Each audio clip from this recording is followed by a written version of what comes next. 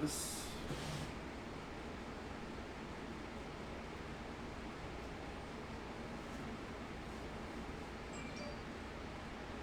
And we're live.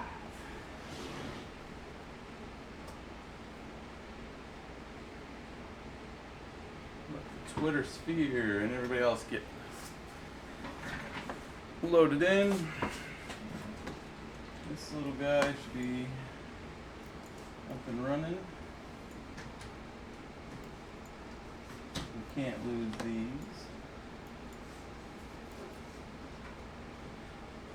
Let that get it connected. Giving me some loading. Let's get some people get loaded in here and then we'll get into this.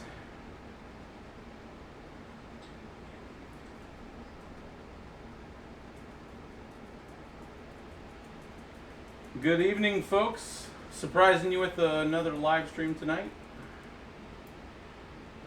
I'm gonna get some additional lighting here tonight because I think it's a little dark right here. I'm gonna get connected here, and then make sure this thing stops blinking out on me.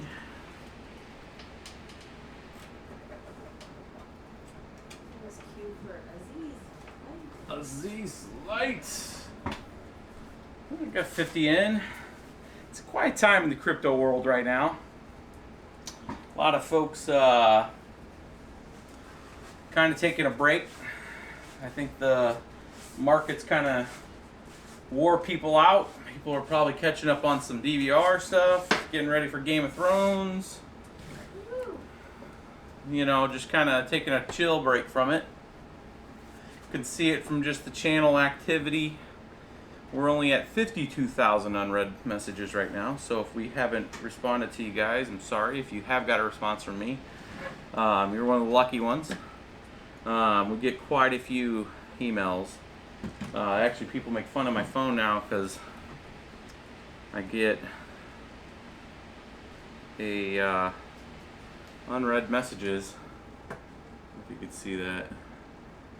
Do the little micro. I don't have that one on. Yeah, I know. The micro. Got it? Yes. Yeah, they can see my Lower. 52,000 unread messages. That's BBT. Did get some good messages in the last few days though. It looks like AXRX discovered us. I think it only took 17,000 subscribers and 500,000 views a month to get there, but what they are sending me, at least they say they're sending me the 13 GPU motherboard. They're arranging that right now to try to get out here. We'll obviously supply the GPUs and everything else with it, but we should be able to get that and get that shown to you guys. I saw Cryptomining put one together. I'd like to get that tested. I'm trying to go 16 the same GPU, and I want to do it in Linux, and then we'll probably split it kind of half and half, like a 7/6 setup. And if I can get the M2 drive working on that, then we can go 14, and then that'll be a lot cooler. But until we get it, no promises. Short of we're gonna test it when we get it. See, we're getting about 90 in here. How's the quality tonight, guys? We bumped up the quality again from. We had everything down. I want to make sure you guys can hear me fine. I want to make sure the quality and the clarity is good. Again, we're back up to the full 1080p. I believe it's 60 FPS right now. It looks like the stream's looking okay. Just want to make sure it's nice and clear tonight. We're going to be going through this PowerColor. I was playing with it this afternoon after I got done with some work stuff I had to do throughout the day. And it took me a couple hours to kind of crack the nut on this one and figure out really some custom settings, because just copying the straps on this one doesn't work. The 1750 strap, it worked after reboot, didn't hardly do anything. Again, this is the RX580 from PowerColor. This is the golden sample. Essentially, it's just kind of a nice aluminum metal framed card. Everything on it is, is quality. It's their higher end card, and I tell you what, it takes it to a whole other level. After we really started playing with a lot of the settings, this thing really can take the clocks. And actually, and you'll see this here in a second, we can actually max everything out on this card, and it's just stable. It's ridiculous. So it is a golden sample. It's just not marketing. So we have one of these, but I will try to track down to see if I can get some more of them. These were, I've seen a few people that were lucky and got a whole bunch of them, but if we can try to get some ordered directly, I will try that. That way I'm not messing with the retail market for the folks trying to buy graphics cards. I will try to go direct if I can to PowerColor and get them.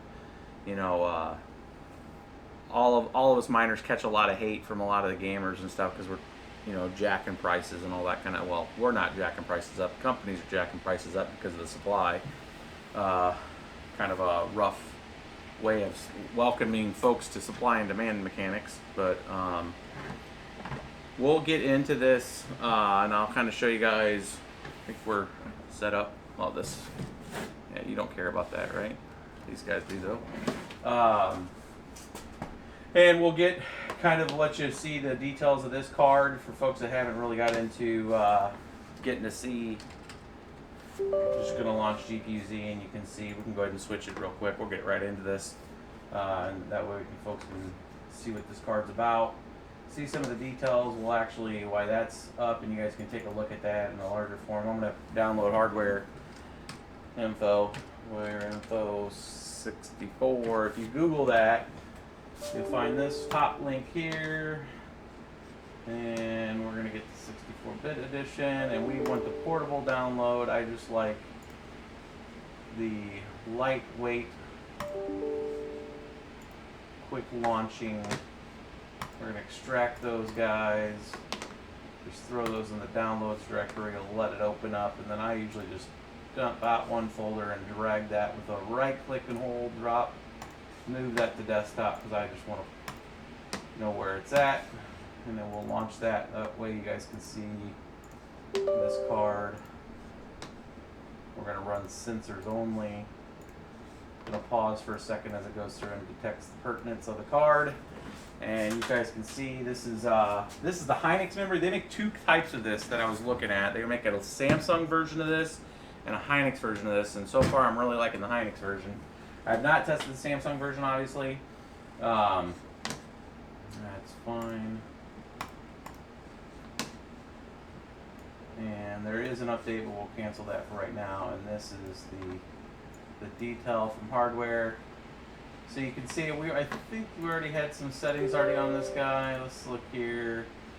We're gonna, yeah, this is the default. So I haven't messed with it in this box. I had a different test box that we're testing it in. So this is the stock out of the box, and you'll see, I'll get that off the menu there. You'll see on the, we have that on the big thing. This thing out of the box is 1425. So a lot of the cards that you see only have 1330, 1300, 1280, 1340, 1370, around there. And pretty much the whole range of the RX580 series is in the mid 13s to high 13s. This card is sitting at 1425 on the core clock.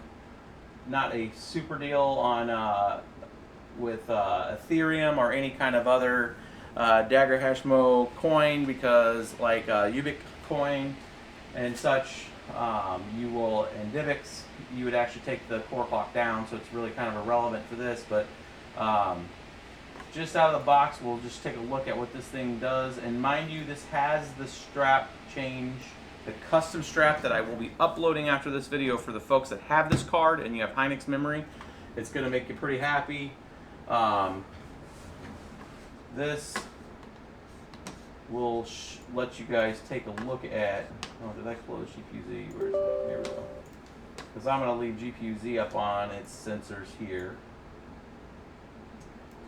And we will just run it out of the box. This just has our, I'm calling it the kind of secret sauce, BIOS, custom custom strap, not just copying the straps. You can take a look for yourself once you download it.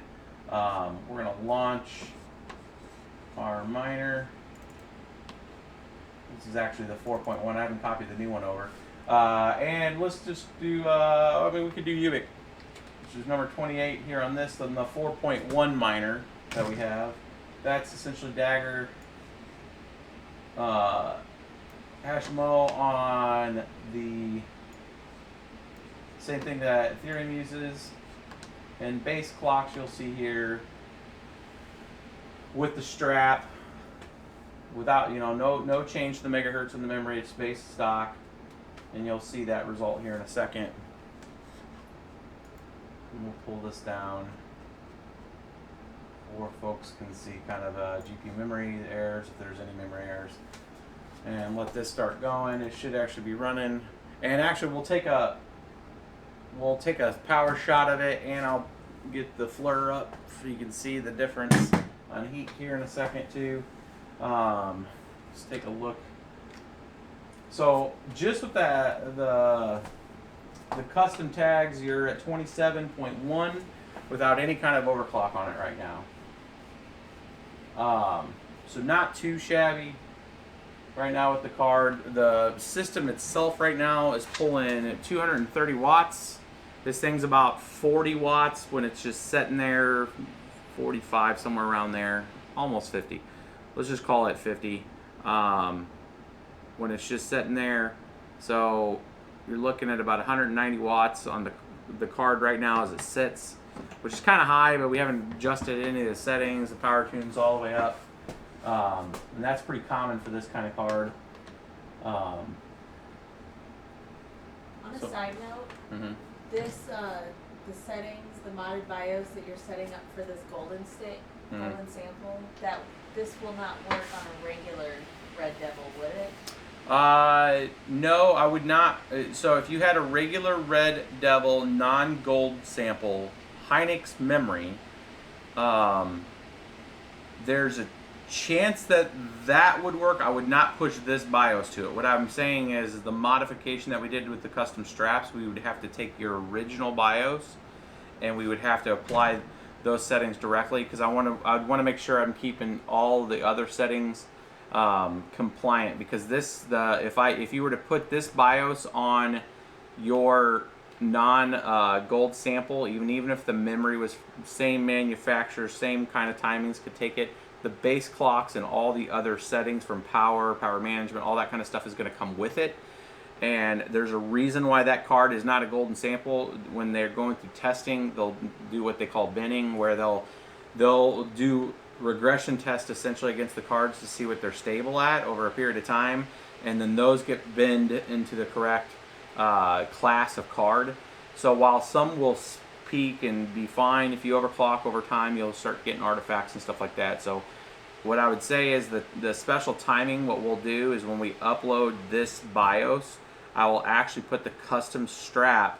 So what that means is you're going to take that strap and you would copy it in the particular straps. So it's going to be the whole long string that you normally copy when you're copying from like 1500 down to 2000, or 1750 strap down to 2000. You'll actually take that, you'll paste that in there. And then if for some reason that doesn't work and you kind of what I would call soft bricked your card, you can always put your card in as a secondary card, as long as it's not too off, like it's the same brand, same company. From what my experience is right now with them, is that you can have it as a secondary card even if it won't post from a video standpoint. It'll still post in the OS, and then you can push another BIOS back to it. Worst case, you can use a recovery USB with ATI power or ATI flash, a bootable USB, and then flash it and on a boot up on a fresh, not within Windows. That way the driver doesn't have to activate it. It actually goes straight to the port to the card and makes recovers it. But the strap for the Hynix memory should work on the non-gold. It's just you might not be able to clock up as high as I'm about to take this one, just because the chip won't be able to handle it. And with the memory difference of the two different golden samples? I would not use this strap on the Samsung. Gotcha. Samsung's going to be a different strap. So this is just for the Hynix memory. So right now, as you can see, that GPU only showing 150 here. This is still showing 250. So it's not representative of the whole thing because the fans on the card are running. And this thing's actually pretty close to that card, so it's not getting a lot of air. So it is heating the card up a little bit. I think it's, yeah, it's at 86 Celsius. That's pretty high, and a lot of that has to do with this little case here, not allowing that fan to breathe. I'm just going to pull this guy off for right now because it's really pushing it hotter when it needs to be. We're going to take this mini cam right here and we'll put this guy right there for right now. It's going to be looking right at the light. Here, let's... It's not on. Oh, okay. I'm just going to let this thing breathe. So we're going to take this. This is that thermal take thing. So you just screw these off and then that'll let that take a breath. We'll set this over here. Allow the card to naturally cool down. That should start to pull the temps down. It's at 88 Celsius. That's a little higher than I would want to let it run. Normally I wouldn't run them that hot. And this says 75. This thing says 80. And what we're going to do is set this. Well, I'm going to do a flirt on this. And we'll take a look at how this thing's running stock. And turn that guy on.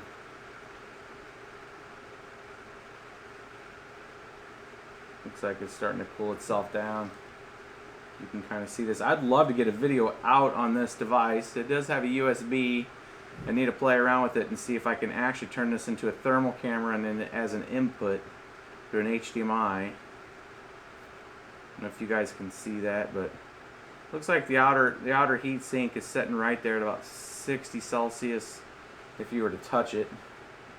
Back side of the card here kind of lit up like Christmas. You can see that's 50, 60 Celsius. Take a quick snap of it. Yeah, 54. We'll take a look right here on the front of the card. 41 right there in the center part of the fans. Get a pretty good heat indicator of where the heat's coming out on this card. Right here on the top, that's usually where you're tapping with your hands when you're doing this kind of stuff to see what it's doing. Again, it looks like about 50. It's just cooled itself down quite a bit. Here, we'll take that guy off. I don't know if you can see that little mini cam. We'll go to the full screen of the mini cam next time on the thing for you guys can see it. So it looks like it cooled itself off quite a bit. You can see the difference on actually how having that thing on, that front glass piece on the front there, really not allowing those fans to cool that card down. You can see the difference there, 88 Celsius down to 50, and it's still running at 27 megahash, and it's sitting at 59 Celsius. The fan backed itself down. So yeah, closeness matters. I think that just proved that out. So we're going to shut this down now, and we're going to show you kind of what this thing could do, and then I'm going to open up the straps and kind of show you guys what I was talking about on the players editor. We're going to take the GPU core down because we do not need it that high. I'm going to take it to 1200, and it actually can go lower than that, but for right now we're going to just keep that. And then I'm going to go right for the beans on this one. How many cards do you see that can do this? 2250 on the memory. We're going straight for it. Applying that.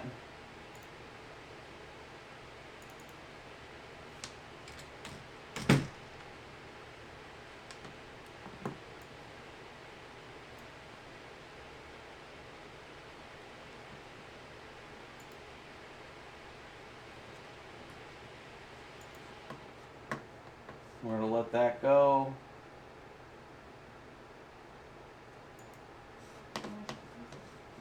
I do sometimes it doesn't send that. That's why one of the things I updated with it, 28. It doesn't reach out and grab it. I might have to rebounce it real quick. because it's not sending the. Sometimes when I have this up and I actually switch the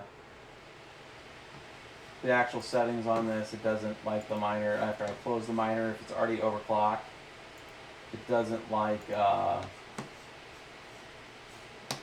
doing stuff. So I'm going to restart it real quick.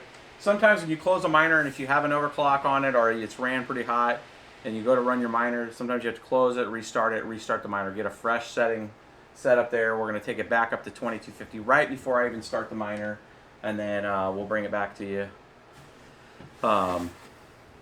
and let you see that the memory holds that pretty good. And it will take a reading from the actual unit here. This is the RGB series of the thermal take. This is a gold power supply that we're using in here. It's a 750, so it's gold efficiency. This is the Z270 Asus Prime motherboard, the AR, the one I use a lot for these. It's got 4 gigs of memory, and then that's the i3-7100 from a processor standpoint. And then we're using Windows 10 with a solid state here from Samsung for just the test bench setup. MSRP on this card? MSRP used to be $339.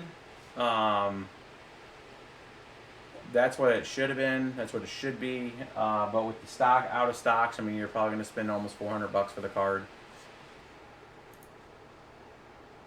Anything over 400 and you're getting gouged. I mean, it's just there. I mean, there's people buying them for $500, $550, $575. Your case. They want to know details about that case. The case, where is that box with that case? It's over here. I'll tell you right here. Let's get this going, and I'll bring the case box over while we're letting it run. So we're going to take this straight to 2250. I'm actually going to leave the core up, and then I'll bring it down to show you what the power memory goes to. And then we're going to open up GPU-Z. So you can see what pretty much everything maxed out.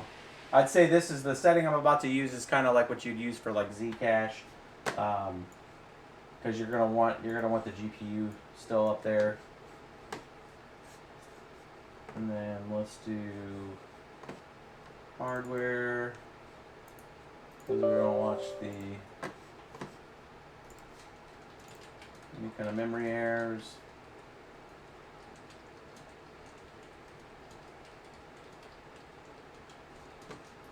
And then we'll get to launch the miner. I'll just get it ready. I'll slide this guy over here. Close that. And then we're gonna go. We're using Ubik right now.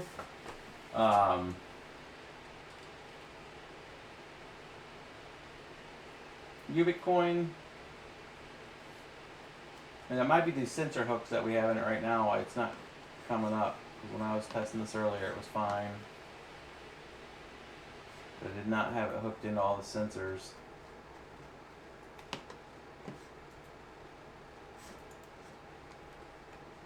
Or we're online.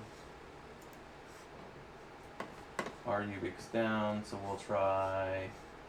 That pool might be actually down. Let's do 26. Do it.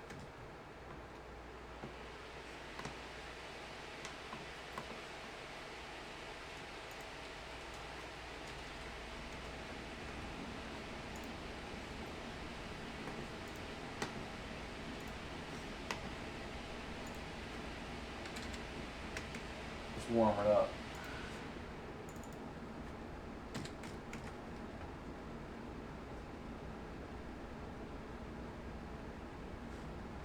None of the miners are working.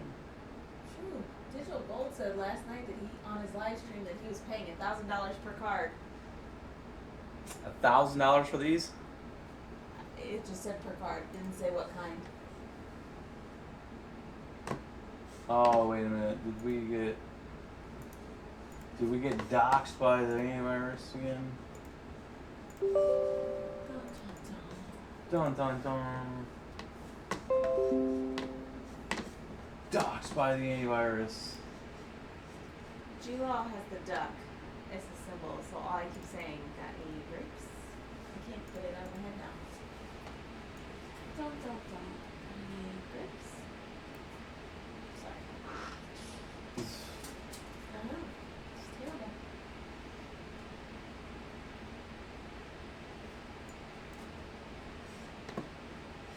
Yeah, we're just trying to get. I think the antivirus nuked my my miners. I'm just checking real quick.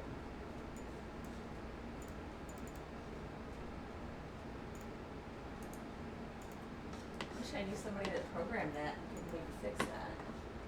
Yep.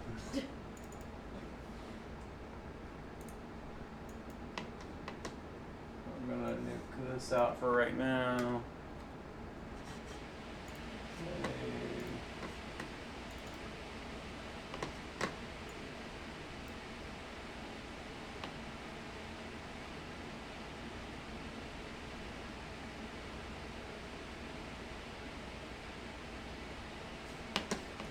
eBay shows that the last golden sample they sold was $500.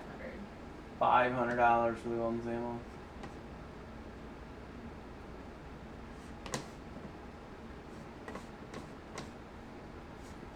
Socket was closed.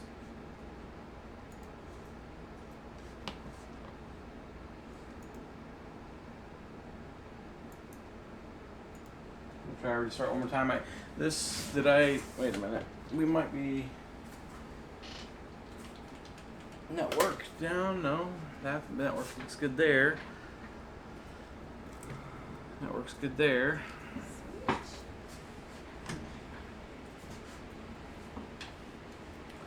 We'll get her back up. I might have stepped on the hub down here and I wasn't getting out to the actual network.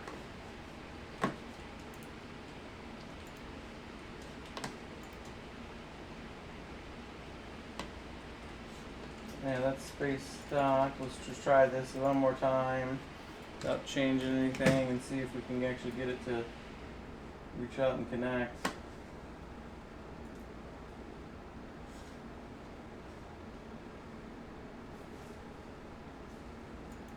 Yeah, it's not going out and connecting anymore. I might need to download the mining software again, which is fine. I'll take my 5.2 that I just uploaded.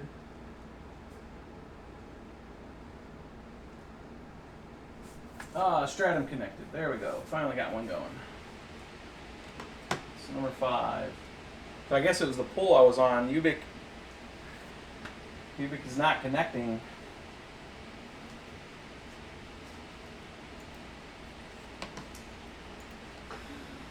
Blueberry was here for a second, but I don't see him now. He's probably trying to fix the Ubic. So we're gonna now just bump that up and we'll just go to Claymore directly for ETH. At 2250 at base stock, we'll take a clock setting on that. Yep, it's connected to Stratum. I'm just gonna make sure this is working and then I'll open up all the sensors, guys. It looked like between that reboot, it looked like the pool went down. It's right there. You can go full screen with it right now. This thing like a boss. 31. Pool in chat is like, it's working fine. We'll try it again, but it wasn't responding. Ethereum's working. 31.375, and that's on Ethereum with an epoch level of what's the epoch at right now? 152 or 131, 132? Oh no, 133. Epoch level 133, which has already had some kind of decrease with the AMDs. This thing's still popping out at 31.3. That's a 2250 memory overclock. Wattage right now? 229.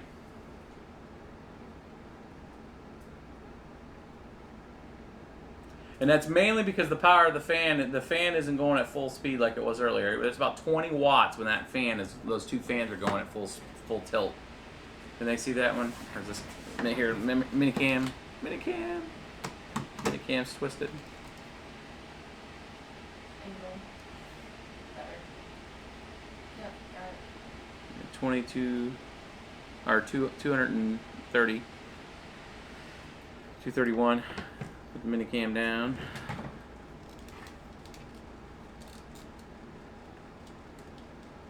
And we'll let that minicam sit there. So I mean, from a standpoint of a card, guys, I mean, this is the kind of, you know, is it worth $500? If Ethereum was still setting at 400 right now, I would say it'd be, and difficult wasn't at 1250 like it is right now. This would have been the card. Yeah, it looks like it just dropped for a second. Did I lose this? Did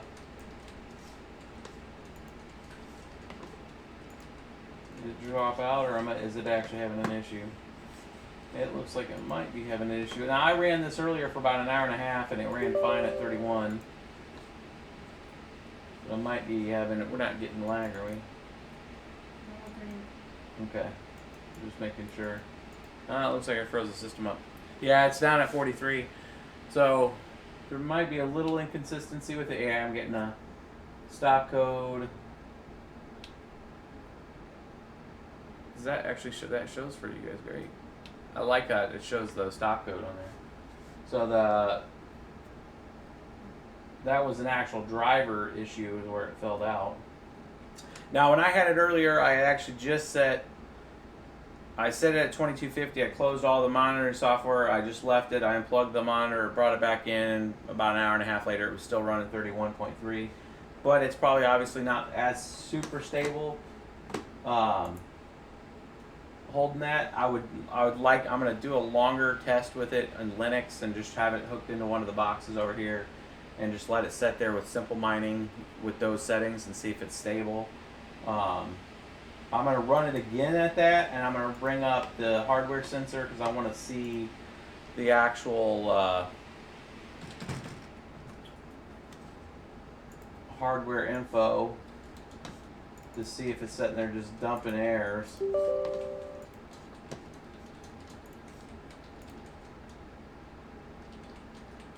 Because while running is impressive, staying stable is a lot more impressive. That's the key point that you want to try to get to. We're going to bring up both of these.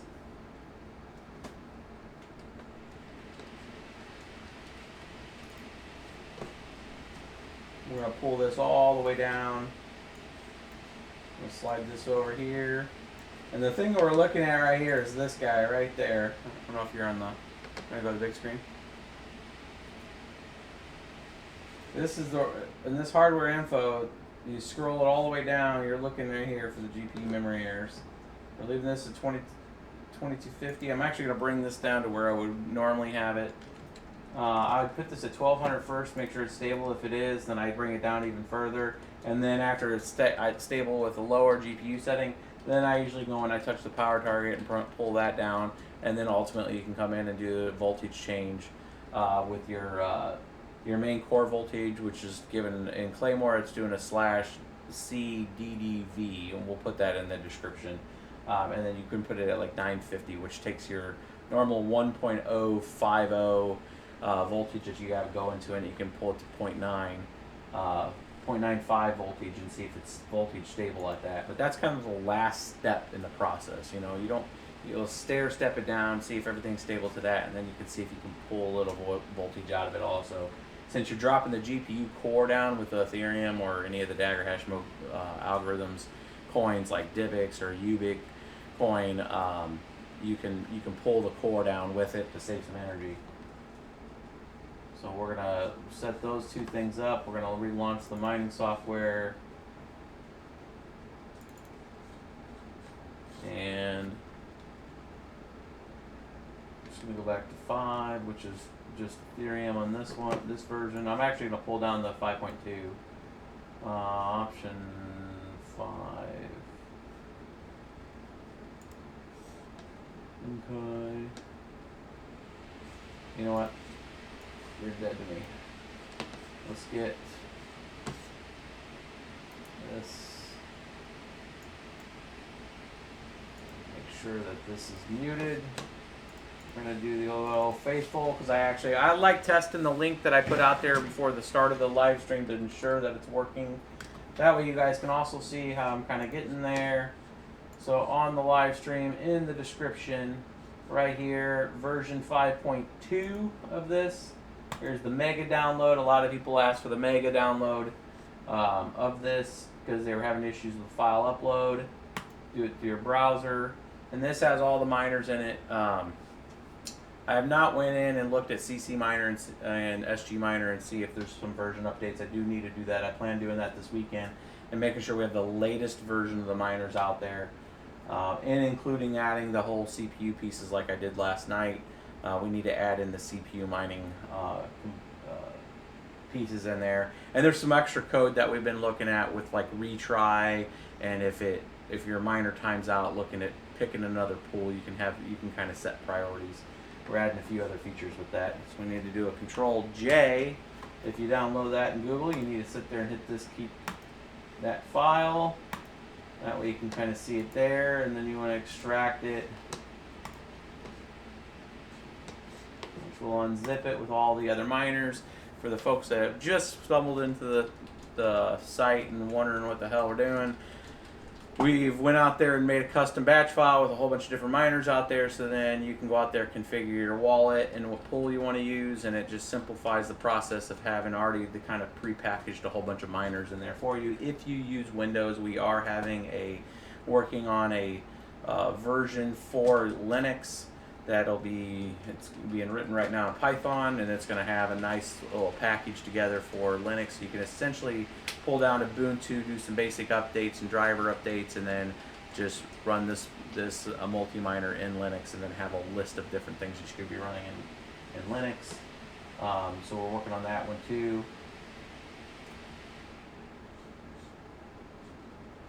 Let's go ahead and open this. I'm just going to pull this guy to the desktop, move it. Close that, and then open up this. Now this one you can't just easily go in and edit with this. You need Notepad++ or something that can read the scripts. This is the first time you're opening it into Windows. You're going to have to hit more info and then run anyways, and then it's going to come up with this little thing here. So we're going to try 33. Go back to Ubix. Let's see if that's working, and it is. And then here's what I'm looking at right here, guys, is I'm looking at GPU memory errors. Because I want to see if it starts throwing memory errors at 2250 memory. I did drop the core, so we'll take a little look at the actual GPU, or the actual power usage of the machine now, since I've dropped it by 225 megahertz on the GPU core, and see what it actually sets at. This, once it's running, you can hit S to get you kind of a target of where it's at. 5 megahertz or 5 mega hash. That's friggin' sweet. You add to your list to add CC Miner to this. CC Miner. We do have a version of CC Miner on there. I'm gonna come back in here and see if it's just a blown driver or if it's working. We did fix the Ethereum Classic on this. That was one of the questions somebody had posted saying that it was messed up, and it was. We had everything pointed to the first one, so let's do number 12. We scrolled up on that. Try Ethereum Classic. I'm just going to see if this is a blown driver, if it's actually having an issue with this. Find out pretty quick here. I'm looking at the power. It's not drawing. He's saying in his Ubuntu build, make sure he adds CC Miner. Oh. Yeah, to be all the miners that are included with this right now will be included in the Ubuntu piece there. We're trying to make sure that everything's included in there. I don't think we have any kind of Windows exclusive miners in there. This thing is not running So we're going to restart this one more last time, just to see if it's the driver issue. Sometimes dropping the GPU core can kind of mess with it too.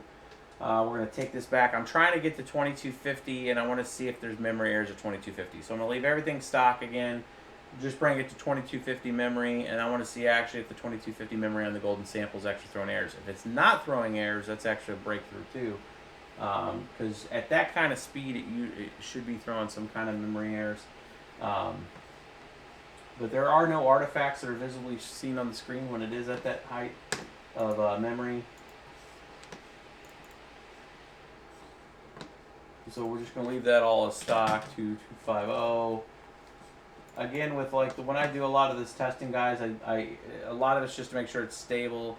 And I with the AMD cards, it's all about is the BIOS strap version that we have in there correct? Does it work? Does it take a normal bump? This card bone stock was 22 mega hash, 23 actually it was 23 and some change.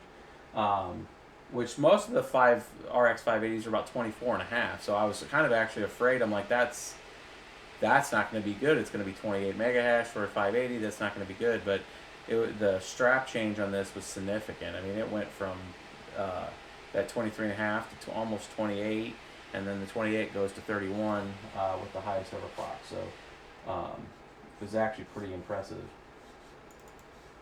If you're not getting temps to read in your GPU play for your AMDs. And like the MSI Afterburner. Doesn't seem. I would assume so. Like when you open up MSI Afterburner, you're not getting anything. Give Daniel a couple minutes. He says nope, all at AMD. All AMD, then you just need I would do your driver's not all the way loaded, or at least the driver, the DLL file that adds the sensor hook into so all these applications do is they call essentially a library file that allows access into checking the sensors on the card. Some things are actually direct into the card, some things are actually just reading essentially file. So the actual AMD files are actually pulling the information from the card, and then they're stored into there. And some of the software actually just reads the file output, kind of like a log. The stuff that actually gets in there and hooks into the sensors, MSI Afterburner is one of those. Yeah, he's saying an Afterburner, Claymore, or Sticks. None of his AMDs are registering. Yeah. So what I would do is that's usually it has to do with the driver. I would check the driver set that actually Cryptomining had put out there. I mean, we've done it a few times too. That allow after you've done a BIOS update for it to actually register and hook in. That you need to run that. It's I'll tell you what. I'll link. Let's make a note of linking. There should be a pen over there. Linking the correct driver set that will work with all the Polaris line. And we'll get that added to the description tonight. And what you need to do is you'd use the DDU, which is the device driver uninstall. Go ahead and strip all that out. And then if you pull this down, it's actually if you've modded your cards on the AMD side and you're using Windows, you use this driver set. It actually will register all the different DLLs correctly, and then that kind of stuff will work fine for you. You'll actually get readings and stuff all that again. So the driver set for what? It's for the Polaris line of cards. So it's if you just put that in there, I'll know what it is. Somebody in the chat was saying that he might have to have his monitor plugged into one of the cards. Well, no, he's probably what his issue is that he's probably in Windows. It's probably running, and he's launching this, and he's not getting any readings. And Ron Johns just gave us a super chat. You kind of discussed this a little bit ago. Is that strap different than what you would use for the regular RX580s? Yes, it's custom. Would you see the same type of improvement on those since they use the Hynix memory? Not necessarily. This strap's really close to the one that the XFX Black Edition Hynix uses. It's real close to that. I would test it, and it shouldn't break it. But so when I say the strap that I'm going to post on there, the BIOS that I post is only for this card. The strap that I'm going to have, the string, you can actually copy in, and I'll put the details to that in the description. So you can take that string, as long as you have an 8 gig Hynix memory GPU, that strap should be pretty compatible with most of the Hynix memory. It should not brick your card, let's just say that, but it could cause it to artifact if it's just not right for it, for the timings are not right for it. You should be able to recover it, though. It is different than your regular secret sauce BIOS or whatever? Yes. Yes, the strap's a little different than the normal secret sauce. And from what I could tell, this wasn't uploaded in anywhere on the net. So this was just doing some hex editing and just trying to play around with settings. Alright, so we got all that set. Let's go ahead and try to rerun this again. We left all the base stuff there. We're going to go in.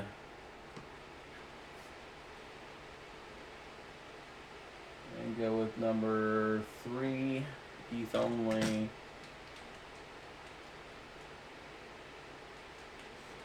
And again, I'm looking here. Let's go full screen. Oh, you got it. Cool.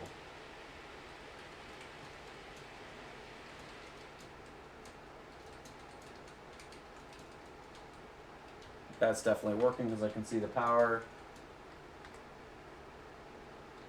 13.9. Okay, let's see. Let's scroll down here. Wow. No GPU memory errors yet. Holy crap. So I was getting 31.5, 31.3, 31.5 on Ubitcoin earlier, which is on Epoch level 5, or Epoch level 5, which is just over 1 gig DAC file. That Epoch level is the memory buffer and the size. So like when you use Ubik, oh man, we're almost getting the same amount, 31.4. So, and still not getting any memory errors right now. This thing's a boss. And we're still at 230, 220, 230 power, because we have not messed with the GPU clock. So while that's running, I'm going to get back to what I promised you guys. I was going to show you guys that case type. I linked it in the description already. Oh, did you? I did. Well, she's on it, guys. The thermal take open frame is linked in the description. This BBT's all over it today. We'll get... Oh. Did we lose it? Yep, we lost it. So it's obviously not stable for Windows, but it wasn't getting any GPU errors. This could be just a Windows issue from a driver set, because this is using a newer driver set. Oh, that green screen's looking good. It's just the cable. It's a little loose. So I am going to be curious if this thing actually runs in Linux and holds at 2250, since it wasn't throwing any kind of memory errors.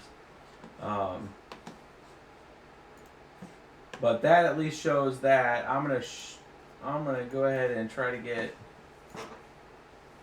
a decently stable set. So let's go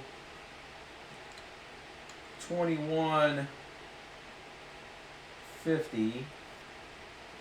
Let's do exactly what we would normally do. 2150, and let's do 1200. We're gonna apply that. And then what I want to see is what this thing looks with other coins. So, matter of fact, let's not cheat ourselves here. Let's go back to 2250, and let's go back to 1425 on this. And I want to see, ooh, 1425. I want to see a little bit of Zcash with this, if it can handle it. So let's see here, AMD, Xavier. So let's look at 20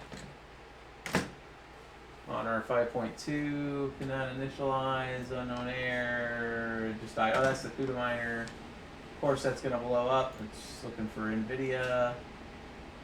Let's open that up again.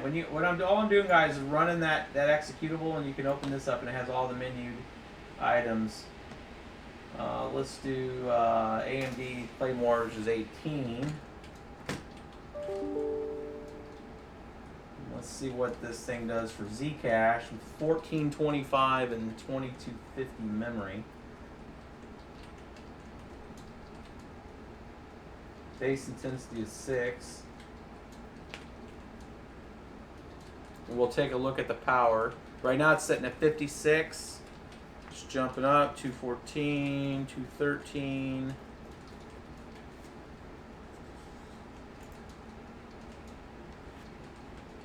So AMDs are not as good as like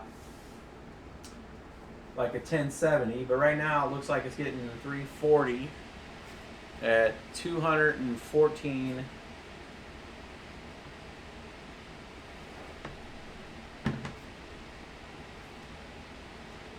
power.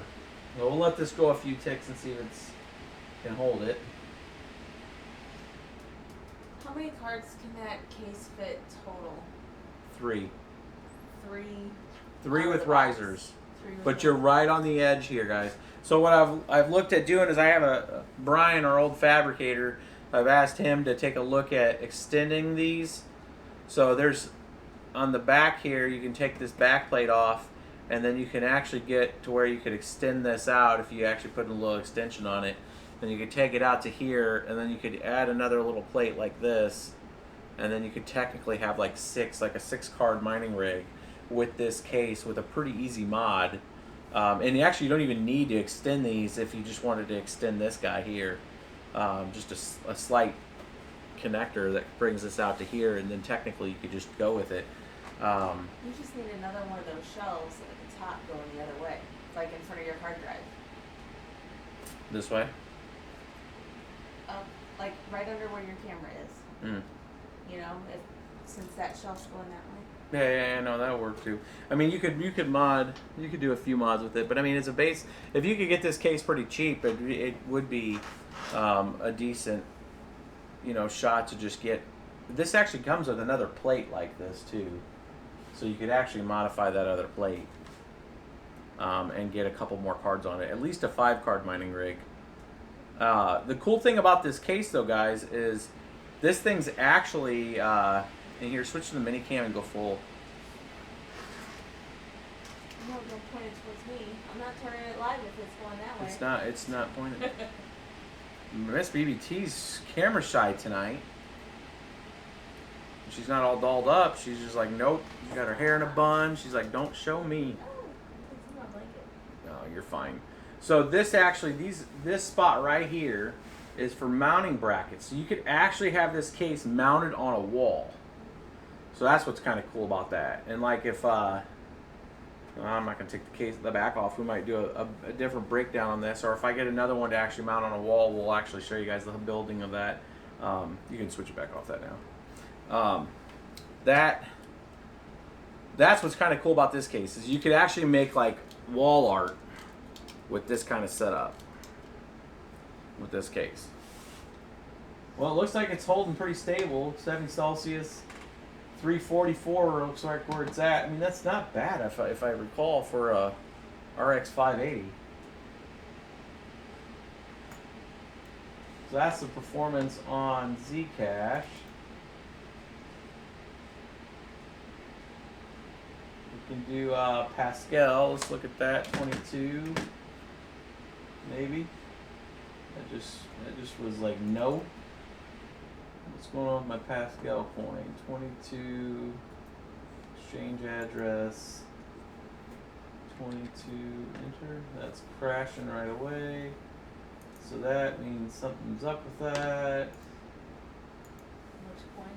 Pascal, and let's write it down, and I'll take a look and see why that's crashing there. That might be just because the issue with the card, I don't know. We'll look and see why Pascal Coin's AMD miner is not working. We do go through a basic test on these guys, but it's on just like one PC when you really need to expand it to a couple of their different types and see. Let's do Coin Direct, which is number 21. So this is just mining Coin, not a merge mine. This should be just Sia by itself. And that looks like 1100 mega hash. That's some pretty serious business. So 1145 mega hash just for Sia.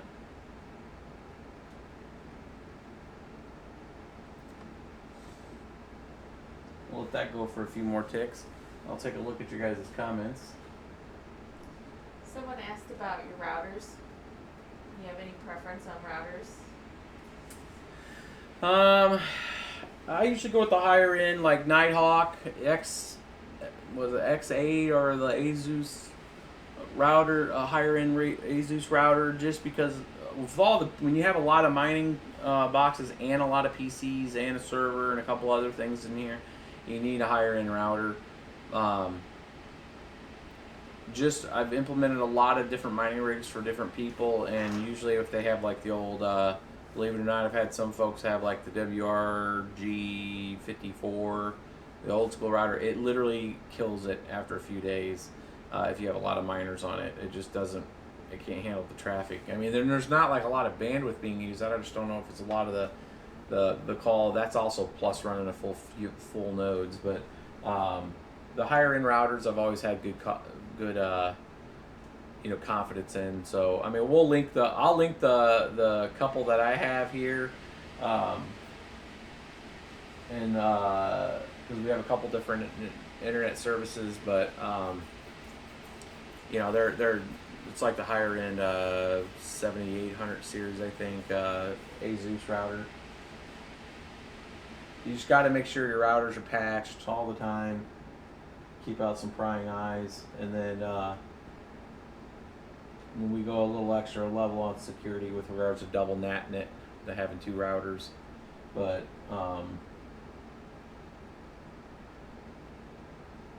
yeah, that's not bad. 1100. You can check a dual mine. Oh, I'm assuming you guys want to see what that. Let me go back to that. That was I'll show you the actual power usage of just Coin. Let that come back and start hashing again. Here we go. So just Sia by itself is 238. It's about a little bit more. 238. It was about 225 with ETH. So this is actually using a little more electricity. 238.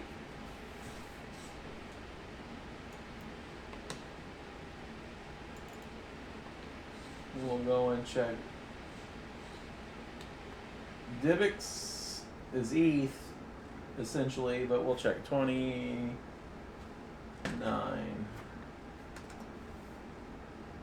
Oh no, 29 is dual mine. Let's do 28. It should be Divx to Sexy Pool.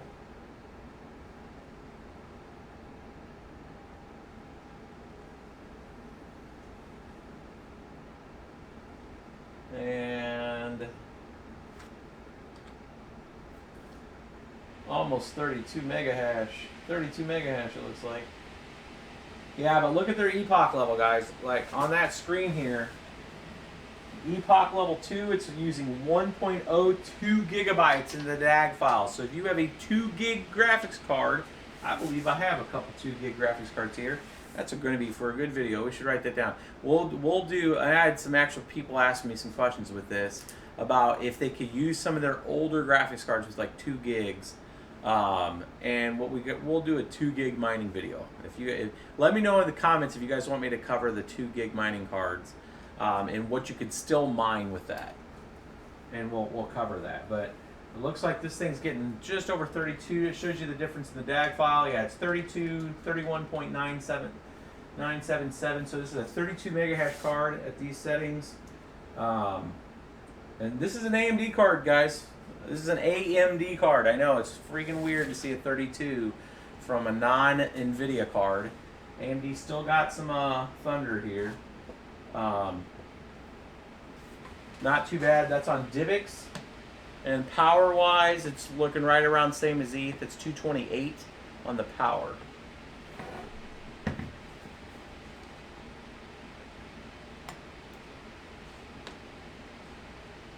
We got that, and then we'll have all the totals in and probably want to write that one down too. We'll put all the totals of tonight of all the different coins and what this card provided, and for the subsequent episodes, we'll try to keep a track of that too. That's good information for the site to put out there of what the results of the cards were by on each of the coins on the time and date, because they do change. So let's try library. It's 27, number 27 in the multi-miner is library coin. And if you go in there, looks like here, oh, that's a CUDA. That, I clicked the CUDA miner. Library, that should not have been the CUDA miner, that should have been the AMD, let's see here, did I mix them up, 26, that might be another, alright. We're off to fix something here real quick. I need Notepad on this machine, download, and this is to edit the multi-miner bat file. You cannot do that in Notepad anymore. It's got too much stuff. It's formatted code now, not just basic. And yes, I know, folks, there's other tools besides Notepad++, but it's easy, and I can drag this guy into here, and then we can go full screen, or let's do this. And let's scroll down, number 27. Should be calling that, which should be calling 27 here, which is library 2. And library 2 is down here. Hush, library 1, library 2. Not working for now. Oh yeah, that's right. We do need to fix this one. So I forgot about the note. I think I need to make a change on SG Miner. The problem is this CC Miner here is not gathering this this actual address. I think if I go in and do it manually here and just run the basic internal one, it should launch it. Yeah, so we just kind of skipped it. That was a multi-miner issue. It wasn't that it wouldn't run in the thing. So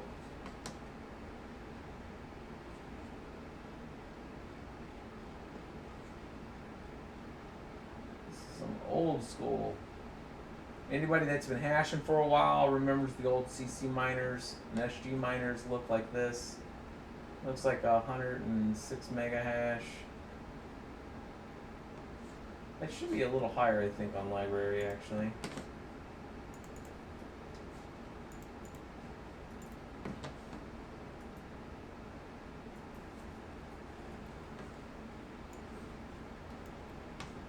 I'm just checking by a different pool to make sure its factor was right. 3278. Huh? One of the golden samples are gone on Amazon. Only one left. Oh wow! So if somebody's really wanting one of the best cards on the market from AMD, there's one left on Amazon. I think we put a link in the description below. For $475. A little expensive, but it's like having the Zotac top-end 1070 for the NVIDIAs. One of the best. It looks like we're at 112, 113 on SG Miner. I don't know if that's the best for library. We're actually going to do some dual mining now. I just wanted to make sure that that was fine. Obviously, in the multi-miner, we have it listed in there that it has a problem, and that we're working on that. I'm having several folks help me with this. This just isn't me doing this, to make sure that we can get this and you know, some people have been asking for a couple other coins. I think Chain Coin. I mean, just drop it in the chat, guys, if you guys want to see like Chain Coin, a couple of the other ones in here, like that. All right, let's close this out for right now, and then let's go back into here. So we tried Library, Divx, Hush, Claymore, which is 24. Here's Hush. It should be really close to the same as the rest of those. But this is Hush with this card. Now this is Zcash. This algorithm is what Hush uses.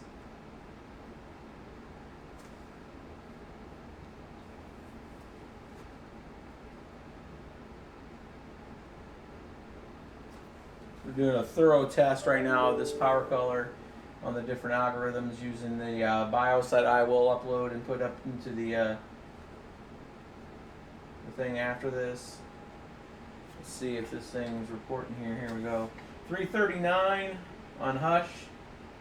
Almost 340, so about what Zcash is right now also. Which is, I mean, it's the same algorithm, so it should be really close to the same. If you hit S on there, you'll get the reading and output of where things are at if you're waiting for it to show you what the output is. Just gotta share accepted there. So again, 343 looks like where the top of Hush is at. This card. Let's see here. We tried the Pascal. Pascal wasn't working. We did Sidecoin directly. We did Zcash. Let's do Monero, which is 16.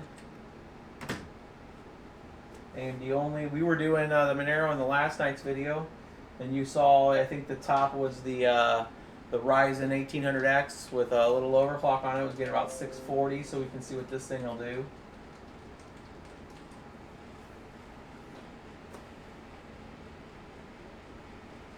Looks like it's connected. It's giving me the firewall exception rule thing there.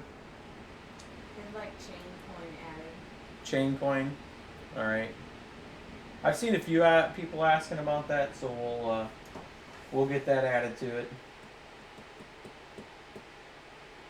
You know, in this time of Ethereum having a real high difficulty situation with Ice Age, and hopefully they address it in tomorrow's dev meeting.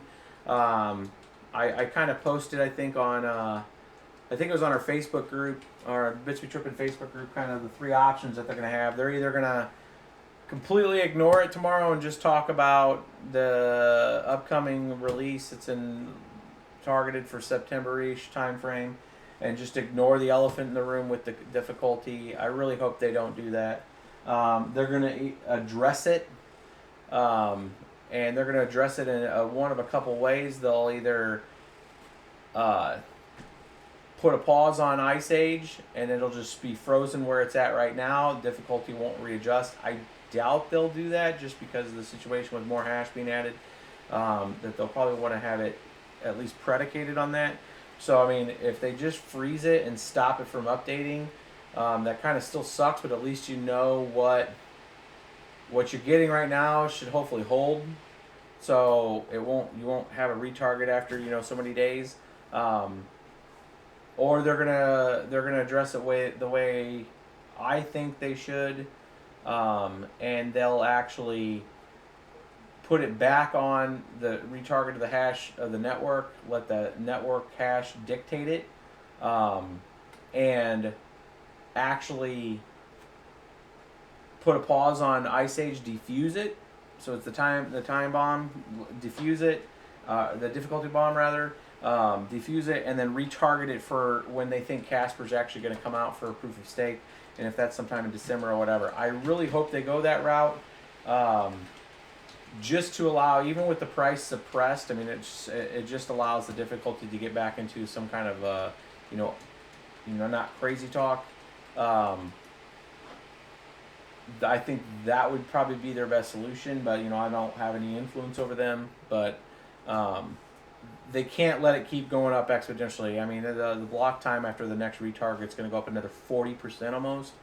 I mean, it's just gonna, everything will be unprofitable when it comes to ETH at that point. I mean, it's essentially equivalent to like proof of stake at that point. It's just like there's no point to mine it, and I can see a lot of hash unless you have a ton of hash power drop into another coin. So effectively, they're gonna push the hash power off of ETH if it retargets again and it jumps from 1250 to 1700, 1800. You know. Total network difficulty. So hopefully they address it tomorrow. I'll be listening like a lot of other folks to it, and we'll see. But that's why doing the multi-miner or anybody that's not using the multi-miner, they're using Linux or whatever, they know that there's other currencies out there, other coins that they can point their hash power to, and why it's not going to be near probably the profitability that you were at a month ago or 2 months ago with Ethereum. At least you're still, one, profitable. You are actually making money. You got to look at November of last year. People weren't making money at all. They were barely covering their cost of power because Ethereum was essentially $6, and you're paying, you know, you might be getting 25 ETH a month, but you're not, you know, that's not a ton of money. That's less than $250. At $10, it'd be $250, right? So you're still over that right now, even with ETH the way it is right now. So it's not as bad as it would have been like November, December timeframe, but at least there's a lot more options out there. There's a lot of promising features in some of these coins. So it's just not, you know, like a pump and dump scheme with some of these coins. They actually have some kind of feature set that could be, you know, leveraged and used. So looks like this coming back right now to look at, I believe this was XMR. So this card's doing 767. It's about 100 mega hash faster than, or 100 hash, excuse me, it's not mega hash, it's 100 hash faster than a Ryzen 1800X, so CPU. There was a dev meeting today for Ethereum. Was the dev meeting today? That's what Olaf says. It's on YouTube. Well, they did a little early. I didn't see that. Usually they do it on Fridays. The 191 is the power usage. I know people are probably going to ask how much power. So you are using less power with this on XMR. So it's 191. It's about 30 watts less. From a temperature, is this showing me the temps? This is not showing me. Yeah, it is. Just 67 Celsius. Actually, I mean, it's about the same as the others because it is getting to breathe a little. Somebody else says it's I mean, there could have been a dev meeting, but it isn't the dev meeting that everybody's looking for. I don't think that would have been all over the airwaves because they should be answering some hard questions. At least what they're going to do technically, they don't give a shit about. I mean, they probably do give a shit about price, but I mean, you're not going to hear them talk about price. It's just not going to think. So if you're worried about what the price is and all that stuff, that's really driven by market and demand and all that. So developers are going to be focused on the tech, the technology, and where they're going with it. So you're not going to get any kind of market data, market updates, any of that kind of stuff from them. If they get into any kind of pricing discussion, it is purely predicated on the fact that the price is being suppressed heavily by a lot of the ICOs selling the content or selling the Ethereum for capital to try to get their development done, and or insert reason why they're taking in, like Bancor selling 19,000 plus ETH, or at least transferring it to BitREX. I mean, there's some questionable practices there. I mean, I'm not on their dev team, and I don't know why or what they're doing,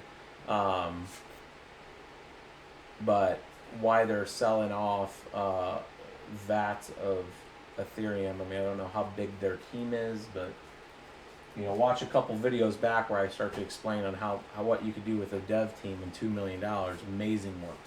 So why somebody would need $20 and $30 million for a development team really questions what they're doing with that kind of money. And hopefully the regulators question them on that, to be honest with you. Because as somebody that's responsible for dev teams, I have no idea what you do with $20 million unless you have like 90 people in a year. So it doesn't compute. Let's see here. Ethereum Classic. I think we tested that, but we're gonna go. We'll try it one more time. 12.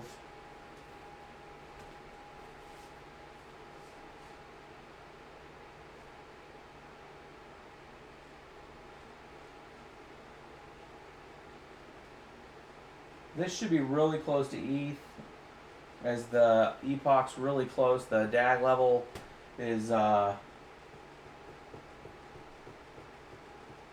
136 there, and 31, 32. All right, it's just 30 to 31. So it's about 1 mega hash drop between like DivX and that. So still doing pretty good. Still an over 30 mega hash card.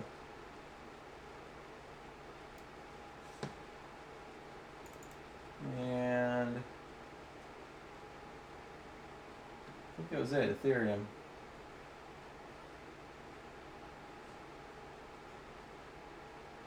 Yeah. That was all the different algorithms, so you guys got to see all that. I'm gonna try to put it on Ubic. Hodl pool. 26. We'll do some dual mining real quick, and then we'll start to wrap it up with some questions.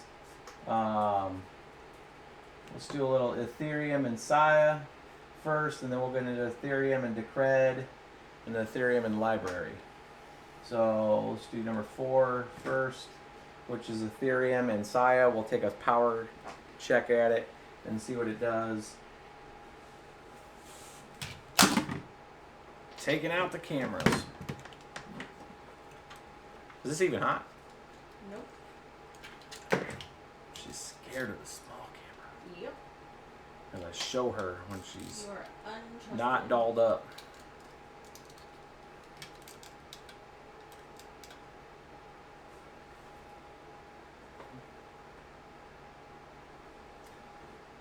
We'll let this cook. Is there a way to set up in the multi-miner to do a complete benchmark suite with all the coins? Kind of like NiceHash. Yeah, I guess we could. That gets a little more crazier on the scripting. I'm thinking how it could do. So yeah, I mean, so essentially each one of these miners, they're posted into a log. I would have to parse the log or the last value-ish, or an average of the values that are in there. And then I'd have to write that to another log, and then I could give you a posted result at the end. At that point, I'm making an application. So keeping it all in this kind of view, in kind of a DOS screen looking thing, or a PowerShell screen, it'd be a lot of just little scripting that would be going on. At that point, I mean, I'm already kind of toying with the idea of pulling in Visual Studio and actually making kind of this like a NiceHash app. And that kind of thing could then benchmark it, and I'd just be parsing the logs that are in there. It would be cool, but that is a lot of work. I mean, it's probably a few weeks maybe of work to do that. I mean, a lot of the it's not all that hard. I mean, it's not like I'm writing the miner. It's just more of the execution and the steps that are occurring, and making sure it doesn't get dorked up and corrupted, and keeping it in the blob to where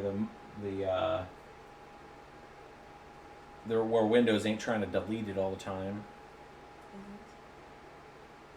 So it looks like about 25 mega hash on ETH and 756. So you can see what the dual mining does to both of them. So you lose about 5 mega hash on ETH. I'll show you guys the power here in a second.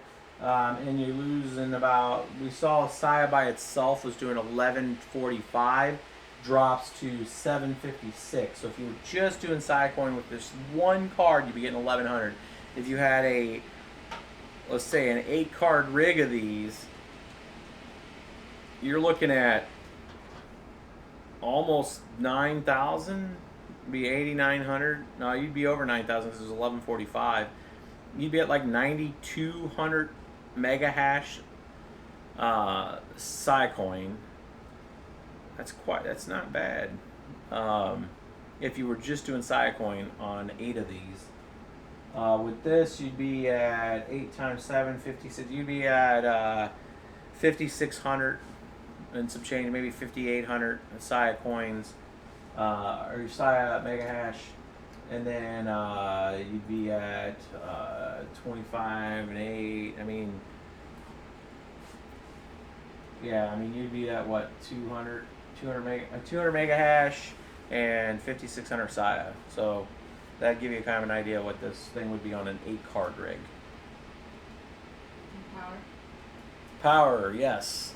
284, 280, 279. So you're looking a little over 200 watts for this card at full tilt on dual mining. So it's bouncing between 275 and 280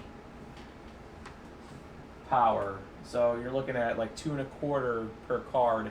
Again, this has the GPU and everything kicked up. I think this gets down to about 180 when the GPU's down a little. This card does use a little bit of electricity for sure. Let's check dual mining for Decred, which is 5.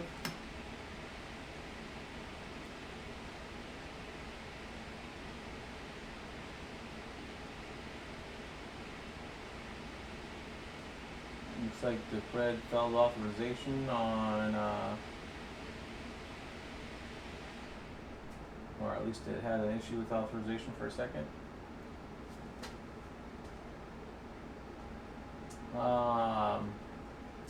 So Decred's really actually pretty efficient with this. If it's getting next to no loss on it said rejected. I think the that might have an X in the password, and I have like a Y or something. I don't know. It might be jacked up, but looks like 30.5 and 9, almost 1,000 Decred. Actually, I don't think that's bad. You guys can tell me.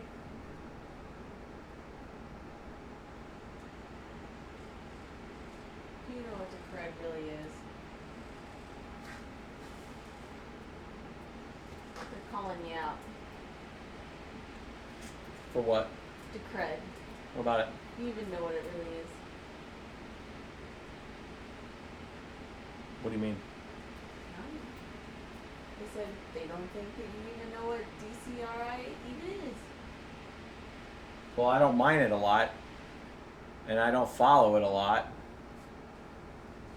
So, and I don't hold a lot of it. You're not really given much confidence there.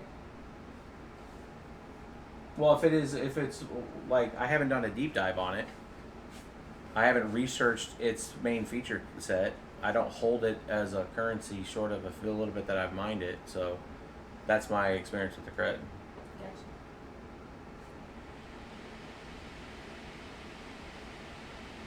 And DCRI is not Decred, and I guess that's my fault.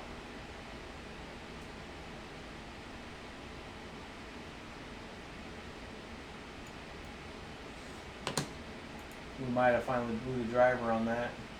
I'm doing the dual mine there. I'm going to reboot it real quick because I want to restart the Decred again. They can't see your mining window. Can you up your text a little bit? They can't see my mining. No, it's not. Oh, if they're full screen, they can't. It's still. Yeah, I'll bring the resolution up, guys, when it reboots. They don't want to be full screen because then they can't see chat. Oh, that makes sense totally. I'll change my resolution on this screen, then that should fix it for you guys. They said DCRI is dual mining intensity. Well, yeah, I mean, you could change the intensity on there. If you use the numpad. Yeah, you can Plus go up and and down. minus. You can plus and minus the. And what would the benefits of that be? Well, it's just certain cards you can have more intensity. Some cards and some setups you need less. It depends what you're mining. It's just the intensity level. Intensity is not just a Decred thing. Intensity's been part of mining for a long time. Actually, whenever you're doing like Vertcoin and all those coins with script and X11 and all that, it's all based on intensity.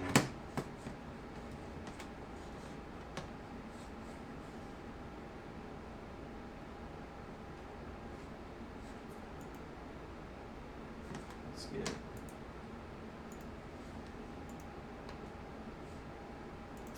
Taking this back to 2250. I'm just not explaining it to them. But I'm not really getting into trying to optimize. I mean, we can have a video on optimization of different algorithms and what intensities and what block sizes and what SMXs that you need for like XMR and all that. But I mean, if I went down that rabbit hole on this, then I would be getting away from the fact of what I'm trying to test with the card, and I'm going more towards mining, and it's very predicated on what kind of card you're using. Is predicated on if you're doing dual mining or not, or if you're going to get into trying to optimize your settings. So maybe a video on just optimizing, but it would be very set up on just one setup, right? I'd try to optimize it for that build, and maybe going through that activity of trying to optimize and getting it streamlined. Then we could broach the subject of intensity, broach the subject of setting up, you know, an optimal setup miner. Part of this is also, I try to do a broad stroke on the subject matter. We don't lose people on the basic idea of getting up and setting up a miner and just getting it to run. First off, is the first step in Fight Club. Try to get it just to work, and then we can get into optimizations.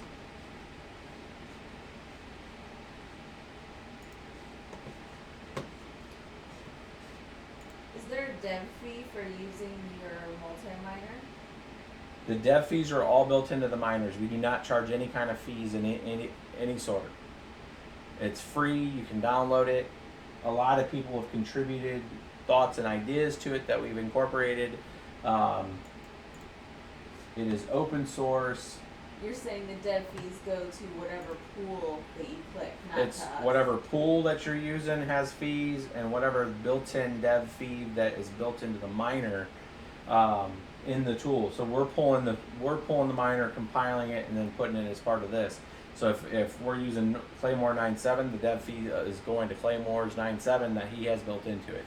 We do not put any other arbitrary. We do not modify any of the mining software at all, short of the configuration files that set the miner up. And so none of that stuff is modified. You could actually go into each one of these, and if people are concerned about it, you could actually replace any of these mining folders with the same version. Not even the same version. You could actually use a different version if you wanted to. But you have to make sure that if like you're using Claymore's miner, that you got to be using the, if you come into one of these things like let's say Claymore Zcash, you got to make sure that ZC miner 64 is the executable that's still in that folder, because that's what the multi-miner bat file is calling. So if you change that, or you break a pathing, you rename one of these, it's going to break the multi-miner. You got to go in there and update your pathing. And that's why we make also available just the bat file, so you can follow the thing and you could set your own miners up. We try to make it to where it's not very locked down. That's part of the disadvantage of creating like a UI like NiceHash.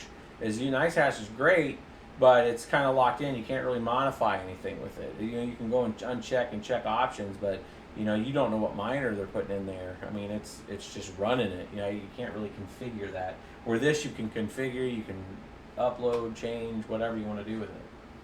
But we don't put any kind of fees in that. All this stuff is open and free, and we're doing it to try to help the community, essentially. I know it's very strange to have somebody doing something for free, and that's why we value the donations and stuff that you guys send us. We just put that back into the work. I mean, I got 2 of the BBT developers working hard on the website. We got the front page hopefully almost done, and the GPU database. I know I've been talking about that for a month and a half. And they're working hard on it, but it's actually, we're making it like an application, not just some normal website template that you can download. We're actually building it from scratch, and it's going to be a nice modern hand-built website, not just any. And the same thing with this, we're trying to make sure that it's free. There's not going to be a paywall on there. You can get on there and you can use that information freely. Let's look here.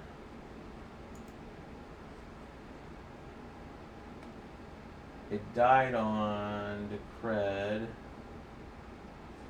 I wanted to see the power usage with the cred. I'm gonna go back in there.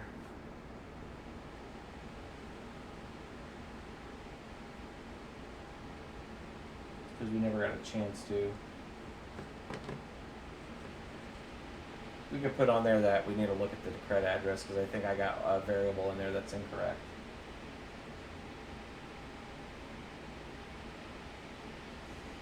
Try total pool again. Okay.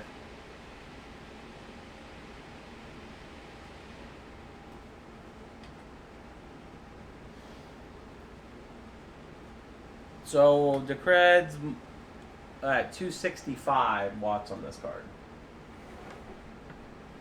At 265, 260. Oh, and I need to set the, here, I was going to do this for this, guys. That's what I was going to do. Let's do this.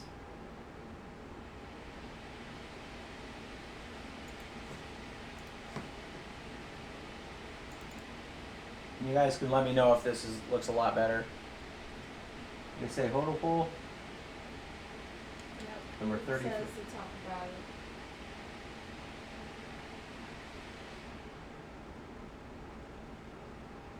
So a hodl pool, you guys can point to, it's number 33 in the multi-miner.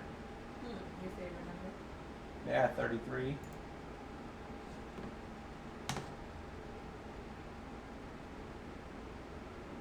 Tell Blue to link the page to a hodl pool for Ubik.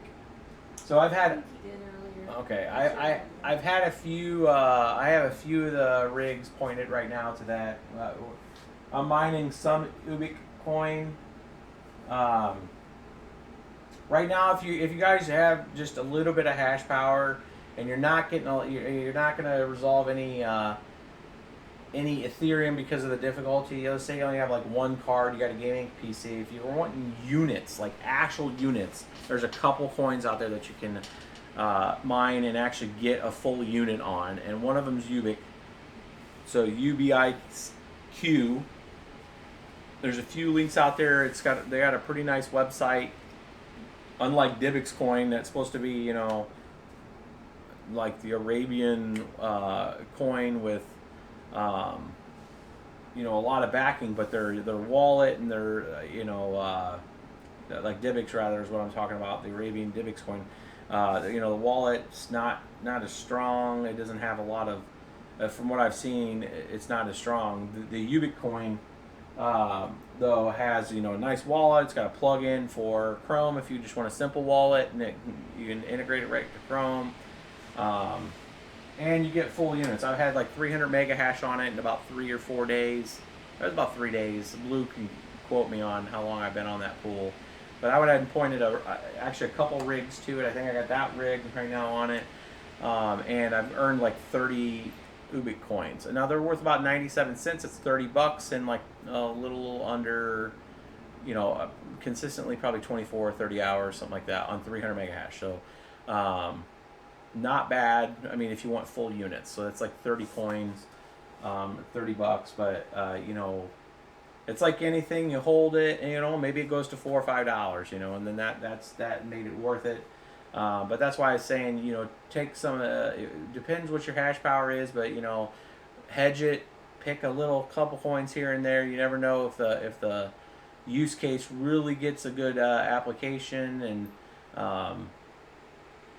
you know, like Zcash out of nowhere was just like it was just like any other coin, and then JP Morgan Chase talk about it and say, hey, you know, we like the technology, and then it shoots up just as high as ETH, right? So it's a lot of these coins and features are highly predicated on whatever their development teams are doing, both not only on the technology that they're working on and trying to further the smart contract construct, but it's also the other groups that they're working with, and if they're large entities that can find a use case, even on a private or a syndicated chain side, but they use the tech, they like the maturity of the global network side of it, and then they get an article on CoinDesk or something saying, hey, you know, we're going to take a staked interest in this. and next thing you know, that coin just from a speculative nature shoots up 10, 12 times value. So, you know, hedge the coins, test them out. That's what you guys got this hardware for. You know, don't get super depressed that you bought a whole bunch of hardware and you had nowhere to mine because you can't now earn any units, you know, with Ethereum because Ethermine doesn't pay out unless you hit like 0.1 and then you're paying a fee on it. So, no. It's just sitting there. PowerColor linked it in the chat. Would that help or not really? No, it's in there. It's actually hitting it. It might be just the settings on this card and trying to launch it because it's kind of froze up right now. The multiple. There we go. I'm gonna try another one just to see.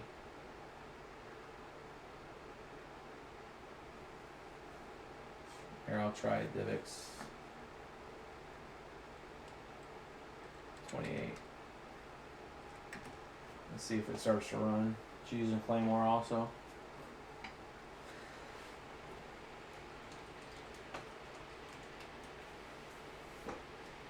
I mean, I know that holder pull works because I have several machines still on it.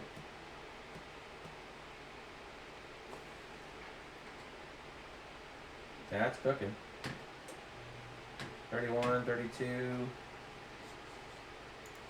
Let's try to go back to holder pull. It might have just not posted. It might have been running. It's just not giving a response back from the server. 33. Let's go back and run it again. How long have we been running? Hour and 30 minutes. Let's wrap it up here in a second. Yeah, sorry guys. When I say units, I mean coins. I look at it as a unit cost, like our unit in general, full unit 1.0, not a subunit like a 0.001, 0.01, 0.1. Yes, well not a Satoshi, but Satoshi would be nine decimals back. But yeah, it looks like hold's working. Hold pull. 32.046. This card's a beast. I love it. I want 7 more of them. Need PowerColor to let me buy them direct.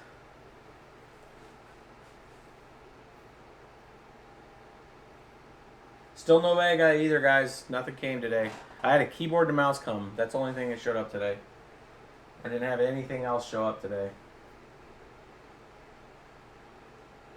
I'm interested in how the Vega will perform. When I got it, I was actually going to try to use it for some of the desktop publishing stuff. I might pull those 1080 Ti's out of that Ryzen box and just use the Vega for my rendering. I'm going to see what the difference of the Vega is against on the render time and stuff.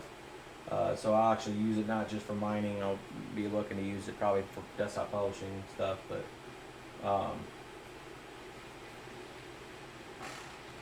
yeah, it looks like it's about 31, 32. Let's try one more and then we'll wrap up some questions. And let's look up the other dual mining that we didn't do, which was library and Ethereum, which is 6.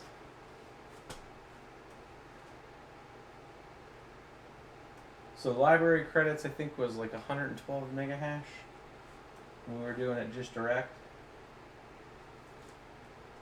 Somebody made a homemade hybrid Vega FE. Founders Edition. Gamers Nexus video.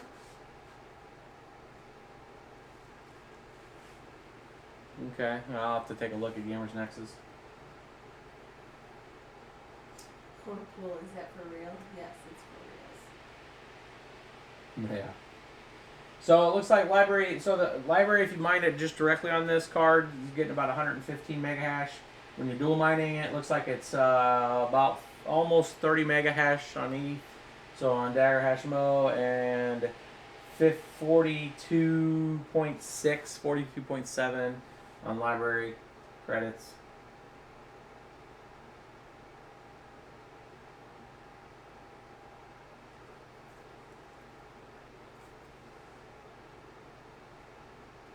Like go one more cycle. Yes.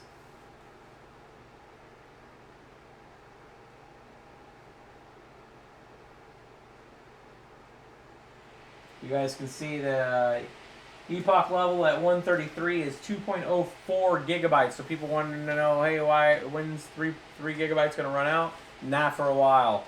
You can see right there that at 2.04 is the actual memory buffer. So not much.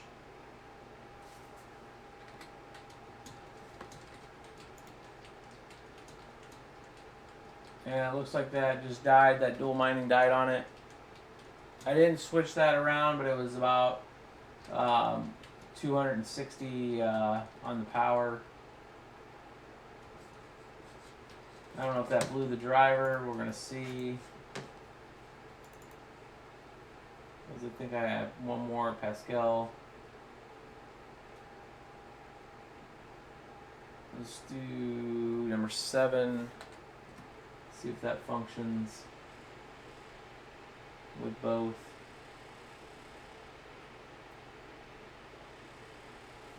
Pascal. This is Ethan Pass.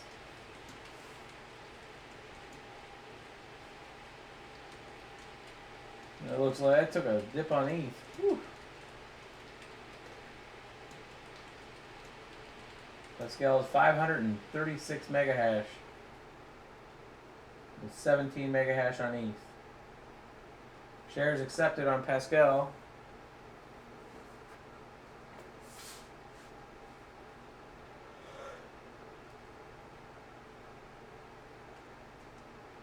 Yeah, so ETH takes about a half hit on that. And 530 on Pascal coin.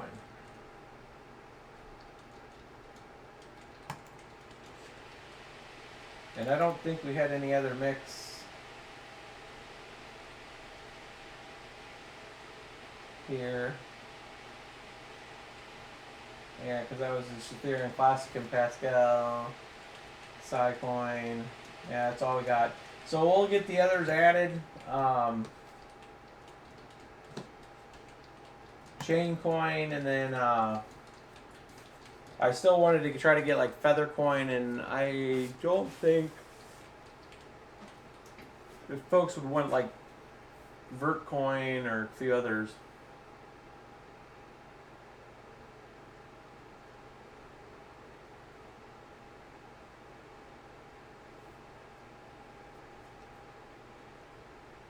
What do you want the intensity to be, Extra? I was using the default intensity on the cred.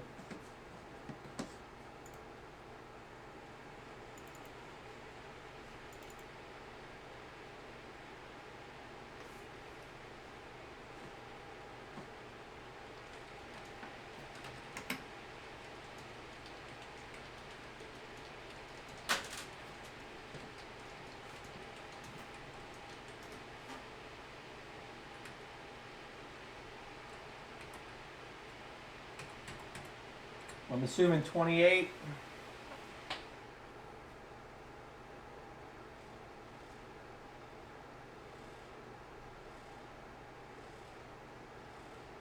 I know how to adjust it, guys. I'm just asking what you think I want to do to them.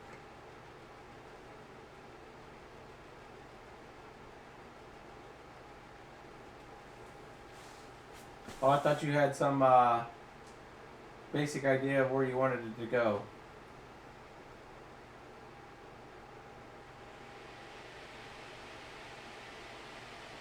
So it's set to 28. Yeah, I know. I mean, it's just the optimization. Like if I was going to go and look for the fastest thing, yeah, I can go through that. So plus and minus lets it go through. There's 27.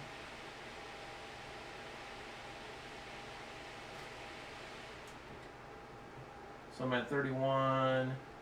The cred being there. 27 is not bad. There's 26. 26 is 31.1. And 800. So I drop about 100 to cred by letting Ethereum have a priority there on the intensity. Well, lets the Ethereum go up to 31.1 versus being at 30, and the credit drops from 936 to 810.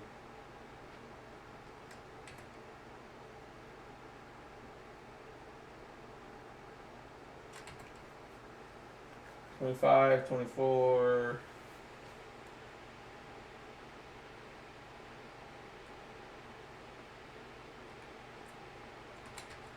Usually I have it set to 28. Does that let you be close to 31? And you're almost at 900 to cred. So 28 is probably the best right now versus the basic 31 or whatever it's at.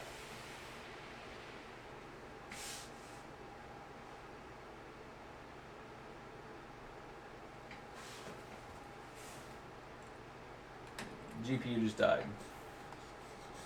I think the dual mining on this kind of kills it. At those speeds.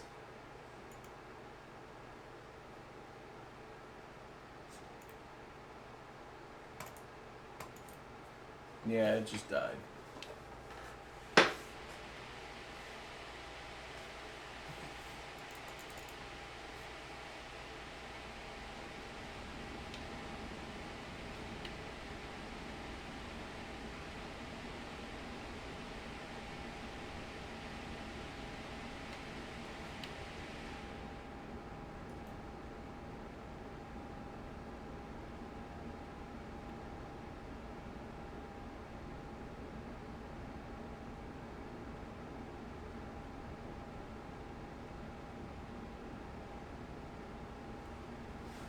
Yeah, on the dual mining on that, usually 28 intensity is usually where you have, like right now, this card topped out at almost 32 mega hash. If I take intensity down to 10 like you're asking me to, all it's going to do is drop the cred.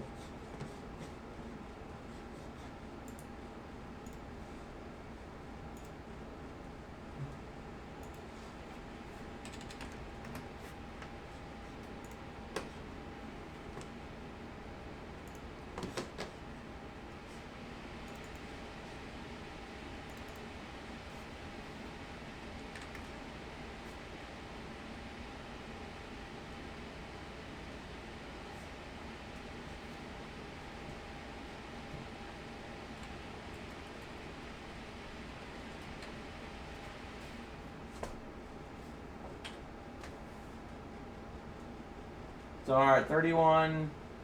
We're still at 30.9 with a decred of 309. Just barely breaking 31. And hardly any decred.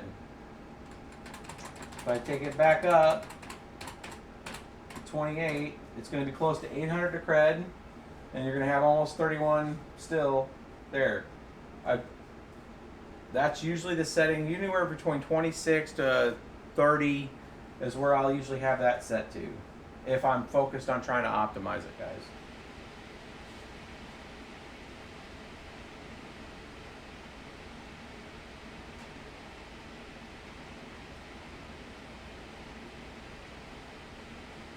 And I think got my my address in there, my password incorrect there.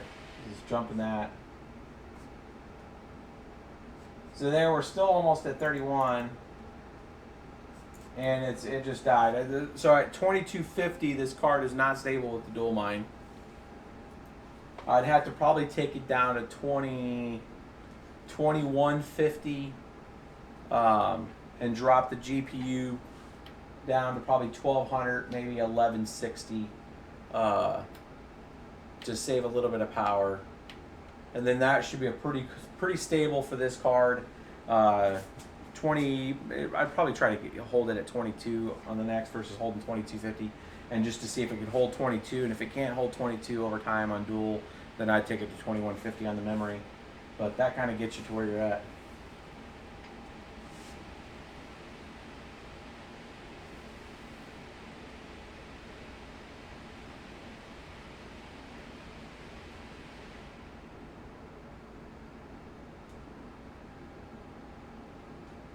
So we're at almost at the 2 hour mark, guys. I'm going to wrap this up. That's at midnight my time.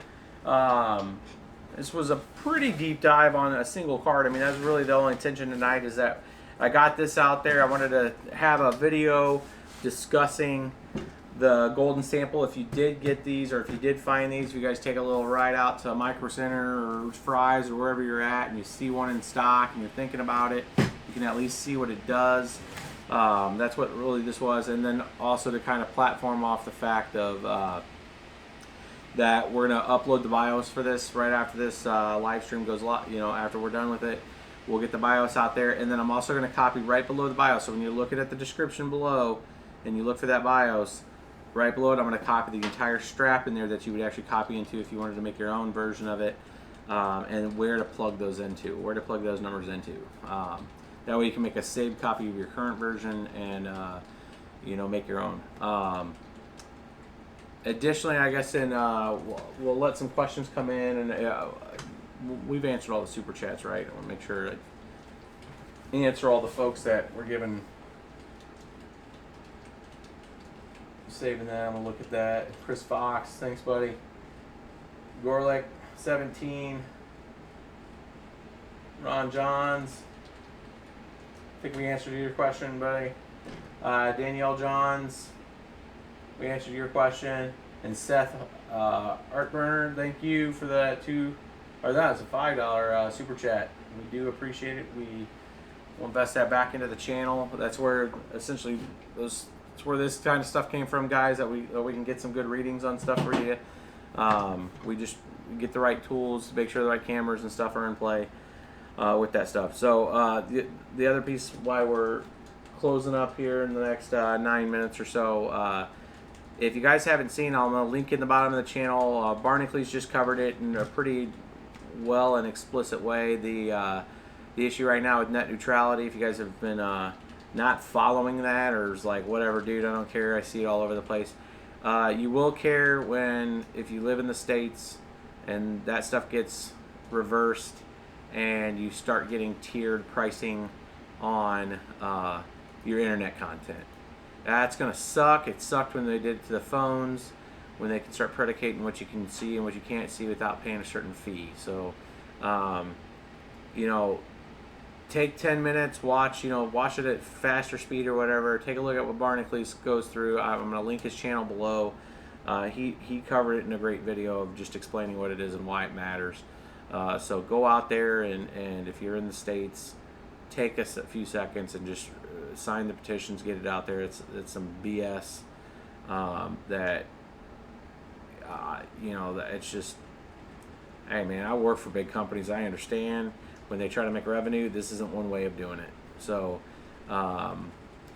there's other ways, and you know, stopping people's content or you know, having paywalls to certain levels of content is crap. So get out there, do your social diligence to make sure that's out there. Props to the Bitcoin dude. That was pretty clutch. That had the sign at the Fed Reserve today. It was just, from a social thing, it was pretty funny. Nobody was really harmed or hurt from it. I just think it's funny. But I think that dude's coming out pretty good right now for that little stunt. But getting some awareness to Bitcoin and just not just from a currency standpoint, just the technology's good, to get some exposure out there for it. Get people asking questions what it is, not just how much is it, you know, from a value standpoint. We have a super chat. I saw some stuff. Is there a way to run 11 GTX 1060s in Windows 10? That's what the super chat was. So I've seen some people claiming that they've done more than 8. I have not done more than 8 yet. I would say right now, because I haven't done it, I haven't seen it. I have seen some people saying on YouTube they've done it. You can in Linux. We got that 13 GPU board coming in. I'm trying to get 13 mining cards for that board that are the NVIDIA 1060s. If I can get those, I will try like hell to get them to run in Windows with more. But right now, you'd have to split them up with some AMD cards you might be able to get 9, because I've seen some people get 9 and even I think 10. If you look at our Bitcoin, our Facebook group for Bits Be Trippin', there's a few folks that actually posted in there that they had some 1070s. They had 10 1070s in Windows working, and short of looking at it and going, that's interesting, I haven't really dug into it any further than that. And we just have had all the cards assigned to rigs right now, so I haven't really tore down anything to try to create that. I will do that when I get the 13 GPU rig. If we don't have the mining cards with it, then I'll just make sure I have all the same type of cards. I want to have all 13. Then I'll try both OSs.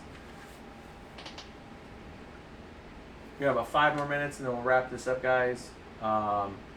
We probably will not have a live stream tomorrow unless, if Vegas shows up, I'm going to try to do a quick one. I won't do a 2-hour. I'll just do kind of an unwrapping. We'll plug it in. We'll do a few things with it. It might last an hour and a half maybe, but I'm trying to keep it not to 2 hours because I really want to play around with it, try to get it to see how the driver sets work and stuff like that. But I will, the second I get it, I'll just set it right here in the front of you guys, and we'll unbox it together and then get it plugged into this rig. I like doing live streams like that. And we'll do a proper review of it after. Any other questions?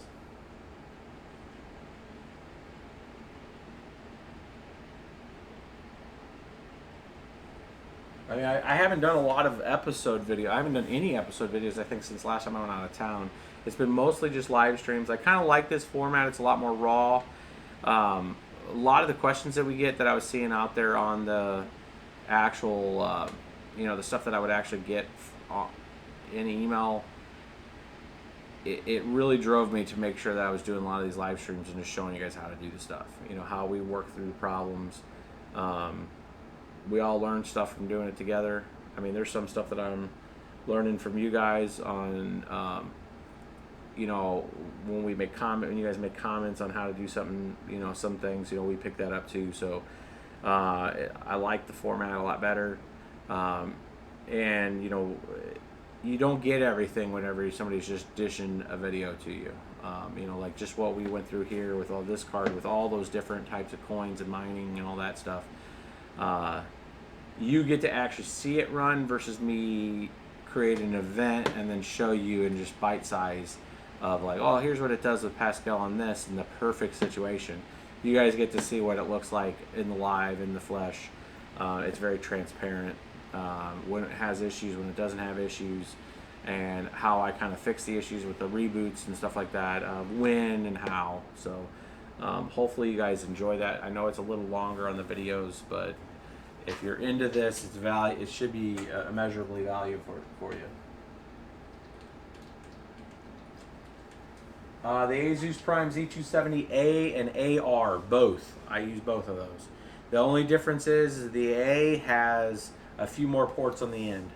It has a DVI port and a display port.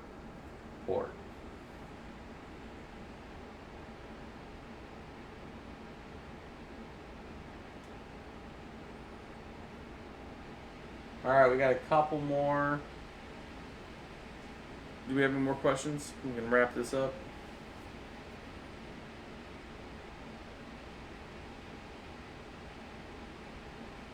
C. Rodriguez said John Oliver has two good videos on net neutrality. Yeah, I've checked. You guys got to take a chance. I mean, if you guys are not, I know we have a lot of international viewers. If you're in the States, take a look at that net neutrality stuff, man. It is totally worth. Because what's going to happen is like if they pass the legislation to reverse it, the big companies have that stuff in waiting. I mean, just the organization, because it's revenue for them. If they tier out the way that stuff works, that's big revenue for them. Because they're effectively forcing folks. Because of course, folks are going to want to watch their Game of Thrones and their Netflix 4K and all this stuff that we've been sold into to buy. And now if the game changes, and that's essentially the game changing. So if you went out and spent money to have an i7 processor home theater PC, 7th gen, because it streams Netflix in 4K, and then magically the whole game changes now because you have to pay a tiered pricing because you can't now get that stream at 3,800 bits per second, kilobits per second dedicated, because 4K Netflix is now on a new pricing tier. So, you know, when you change the baseline, that's a freaking problem. So that's not what the game has been, you know, has been. You can have price increases, right? And then right now they price increase. I mean, our internet's $250 a month. I know 5 years ago, 10 years ago, it wasn't $250 a month for the highest tier. So yeah, I'd rather have a single cost, high tier price situation and then have it uncapped, untethered, and I can do what the hell I want with it, than have it predicated into buckets and I have to pay for those price tier buckets. That's just a crap. That's just no. So there's different ways to do it and still accomplish a revenue stream. So go out there. It's worth your time to help, you know, counteract and provide that compelling solution why that's a bad idea.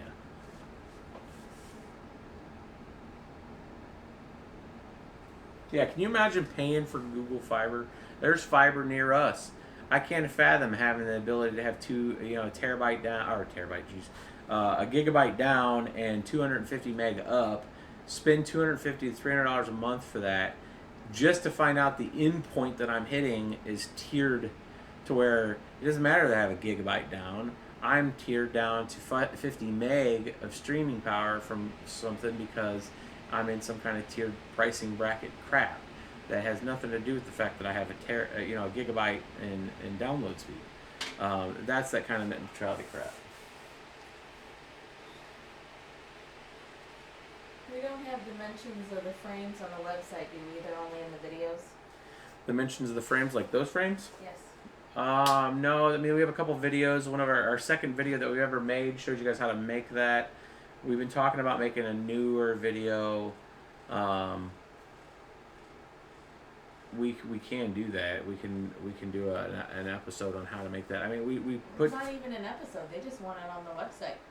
Oh, on the website, the actual frame stuff? Yep. Yeah, just write it down. We can add it to that. Actually, we have so part of that rig builder part of the website that we're making has that content, but we could put it on the blog site real quick.